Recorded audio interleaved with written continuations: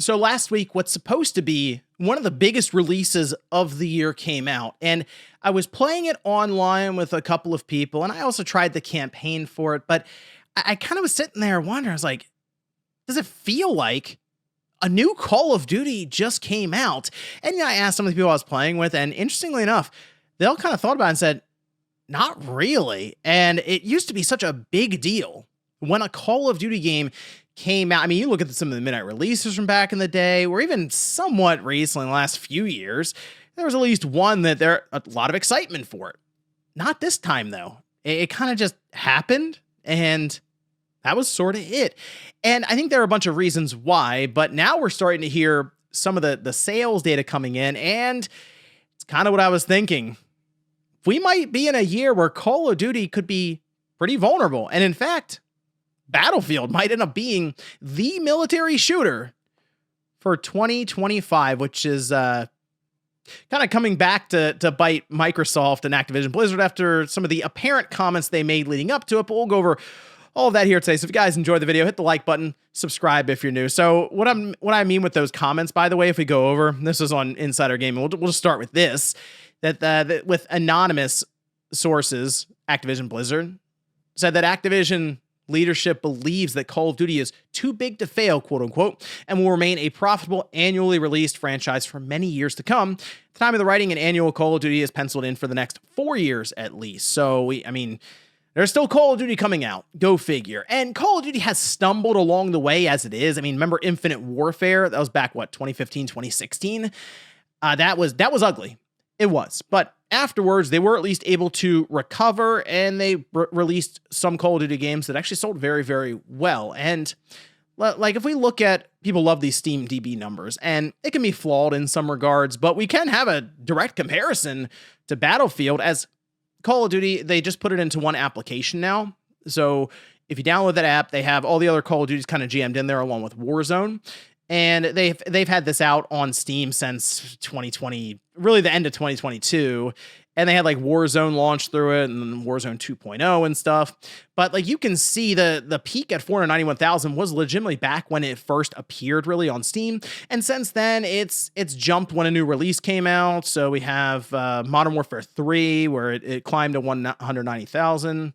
We had Black Ops 6, which that did have a lot of excitement around it. It was like 315,000. But now with the recent release of Black Ops 7, I mean, it's been a struggle for it to get to even 100,000 current players. And that seems almost unthinkable, even on Steam, for Call of Duty. Specifically, like a big new release for it, especially when you look across at Battlefield, that's just consistently 100,000 plus players, even weeks and weeks after, the game came out. It was still rolling along, no problem there. When it first released, I mean, it was 747,000 players. And the thing with Call of Duty, as I mentioned, there are other launchers for it. You have like Battle.net. You can have it on Game Pass with Xbox for PC. And I get all that. So it's not all just Steam for Call of Duty, but it is still a number that we can compare here, and it's not a great one for Call of Duty. I will say Call of Duty, I feel like, is more geared towards the console user, and they have worked to, of course, casualize Call of Duty more and more and more and more over the last couple of decades now, really. But they clearly look towards, right now, PlayStation and Xbox players to kind of hold up, I feel like, the majority of the player base. Still, though, Battlefield shows up and, so a military shooter that takes itself seriously can find an audience. You don't need Beavis and Butthead or the Teenage Mutant Ninja Turtles rolling around or Seth Rogen. Interesting that can work. In fact, one of the first real data points that we have for sales just came out, and this is from Christopher Dring, saying that Black Ops 7 had a smaller UK retail launch physical sales than Battlefield 6. And while that is a small sample size, because it's in the UK and it's specifically physical sales, and I would say now more than ever, Call of Duty is I bet you it's majority digital at this time. If you buy Call of Duty on the disc, it's a couple hundred megabytes on it, and it's just a launcher that you then have to download the 100+ gigabyte Black Ops 7. So there's really not much of a point other than, I guess you can trade it in or let someone borrow it or sell it, sure. But it's basically the game key card on a disc, right? That's the idea. So I feel like with it being tied up into that Call of Duty application that is trying to push Black Ops 7 to people maybe who are just signing in for Warzone, it's probably 90% digital at this time. So we'll see when the digital sales and information come in. Generally, you'll see Christopher Drink post about that later on in the month. Like once we get to the end, he'll say, okay, here's how it was with digital sales. I actually wouldn't be shocked though if Battlefield 6 just outright sold more than Call of Duty Black Ops 7. And that does become a problem when you start to consider the budget of Call of Duty. Now, GameFile, Stephen Totilo did a good job going back and looking at some of those court documents as Microsoft was working to buy Activision Blizzard. We started finding out how much these games cost, Microsoft and Activision Blizzard then, and how many copies they would sell. So we have Black Ops 3 in 2015, Modern Warfare in 2019, and then Cold War in 2020. Black Ops 3 was $450 million in development costs. We have $640 million for Modern Warfare, and for Cold War, $700 million. So you can see the jump even just in 1 year, about $60 million. So it makes you wonder, as we've seen inflation go crazy over the last few years, and that does include game developer salary, especially in the US, has been going up as we've seen in some of the recent reports. It does make me wonder if they are close to $1 billion for, I would say, Black Ops 6, maybe not Black Ops 7. And I say that because as I've played Black Ops 7, the multiplayer and the campaign, it feels like one of the more phoned in Call of Duty releases. It just does. It's not a great Call of Duty game coming off of Black Ops 6 because while these Call of Duty games, if you go back and play them year to year, there are a lot of similarities and at times they feel kind of samey. This almost feels like the exact same game. They have like different movement in some of the vaulting and almost double jumping off of walls. And I guess that's supposed to be with the Omni movement they did last year. But even the Omni movement, it seems like a lot of people opted not to use it anymore, especially when strategy would build over these different maps. It didn't make as much sense to go flying in prone spinning because eventually people knew the maps and would know where to look for that. So people got away from it. And even with the jumping off walls, and it's fine, but it was almost built up as this is the big aha thing. And it's like, is it? It doesn't really feel like that. So you can see, though, with Modern Warfare in 2019, they sold 41 million copies. Black Ops 3, 43 million copies. Cold War, though, 30 million copies. So they're already kind of declining there. But you can afford to spend $640 million when you're going to sell 41 million copies.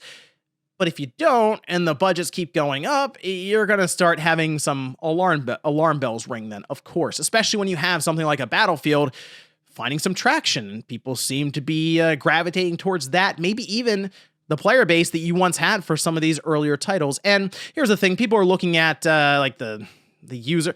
The thing with this is Call of Duty is a fun game for people to hate. It's just the way it is. It's popular to hate Call of Duty. So when I see the online discourse around it with user score, I don't take that as seriously, especially since I thought, personally, Modern Warfare in 2019 was a good Call of Duty game. I thought it was fun. I thought some of the campaign missions were interesting. And even that is like a 3.8. So technically more than double what we have right now with Black Ops 7. So I guess sort of a win. Here's the thing, though. Call of Duty has been kind of vulnerable for a few years now. So like, for example, this was 2023 for the year, and Hogwarts Legacy was actually the #1 selling game. It wasn't Modern Warfare 3 at that time. And while it wasn't a military shooter overtaking it, Call of Duty is used to being the best selling game each year.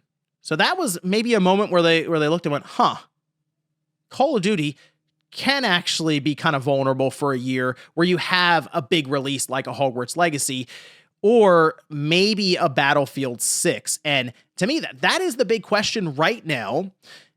Are we at a point now where Call of Duty could actually run into some serious competition? And what could that mean for the franchise going forward? Because if you look at their recent releases, I mean, it feels very safe, doesn't it? They go Vanguard, which, again, middling sales. Go to Modern Warfare 2, Modern Warfare 3, Black Ops 6, Black Ops 7. That's the problem we're running into right now. Back in the early days, they would jump around between different time periods and legitimately try to at least shift some of the gameplay, all right, with those time period changes. Wasn't always great. People didn't always like it. But I will give them this. It felt different, and now I'm looking at this going, oh, is next year's game going to be a Modern Warfare title? Is that where we are? Maybe, but I feel like you do have to really change things up, a big shakeup even, to get people back on board and interested. And part of that is going to be, you got to take your franchise more seriously. It's playing into more the meme culture than anything else, and it's weird to say, but when I play these Call of Duty games, sometimes I stop and I go, am I too old for Call of Duty? Which is a weird thing to think, because it's a mature rated military shooter that at one point in time, as I mentioned, felt like the quote unquote boots on the ground experience that seems like Battlefield 6 is now giving people. And maybe that's what they need to really think about.